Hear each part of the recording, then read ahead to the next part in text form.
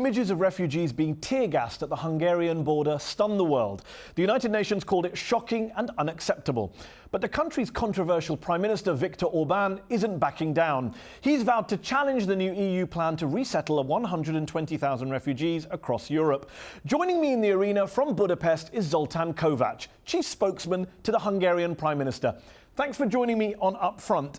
Your Prime Minister, Mr. Orban, responded to the refugee crisis by saying European identity is built on Christianity. Would Jesus have approved of your tear-gassing of Syrian children last week? Well, most certainly showing images of tear-gassed children and women is the most misleading interpretation we have seen of what has happened back at Röszke, at the border of Hungary and Serbia, about a week ago, because indeed, and that's a problem, international media hasn't shown the first hour when hundreds of young people were attacking the Hungarian border, basically in an armed manner with sticks and stones available at their hand, trying to break through the border. And obviously this is a missing link. So you talk about refugees, we talk about hundreds of young people, a mob attacking Hungarian borders. Many of them arrested, and many of them linked to armed groups, as a matter of fact, of course, terrorist organizations. Journalists and human rights activists who were on the ground haven't quite supported your version of events, regardless of what we saw on camera. And we did see on camera pregnant women fainting, children covered in water. I mean, that happened, whether you like it or not, whatever the provocation you claim. Yet again, I haven't seen you there. I've seen lots of media, and I've been there personally, and I know the facts. This is not an interpretation. I've seen how, again, hundreds of young people attacked the Hungarian border, Hungarian policemen, and it took about an hour, actually, to calm them down. And these people aren't refugees, in your view? Obviously, we can't regard them refugees until we don't know who they are.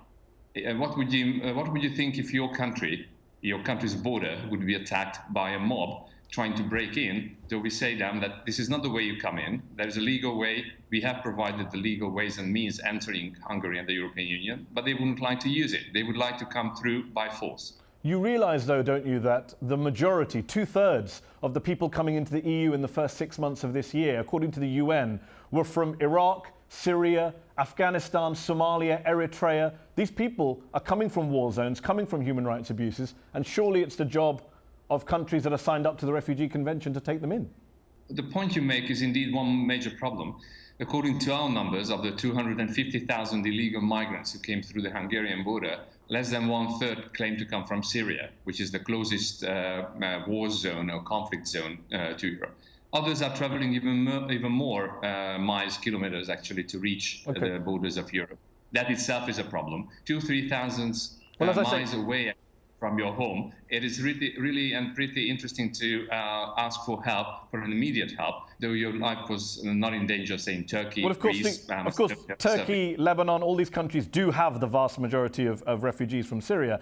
Your government has referred to refugees as a flood, a tide, a wave. The Prime Minister has said Europe is being overrun by Muslim migrants. Can you tell me how many Muslims live in Hungary? Well, that would be below 1% at the moment. And so you're not really being overrun by Muslims, are you? We are talking about hundreds of thousands of people coming through our borders as of the moment. Again, this is something different to what you're calling a refugee crisis. This is a mass migration crisis, which clearly has a cultural element we are referring to. But there's a very peaceful, though small Muslim community here in Hungary. And obviously, again, the remarks we are making is not against Muslims in any way. We have to call, though, the attention to the very fact that what is happening in 9 months, 10 months of this year is a major mass migration crisis that is going to have an element of, if you like, a cultural pattern that obviously carries many questions. And yet, the EU, which wants to share out the refugees, Hungary's very upset with the EU plan. Hungary's benefited hugely from EU investment, EU aid, EU free trade. You want to be part of this club, but you don't want to follow the rules, it seems, when they're not in your favour.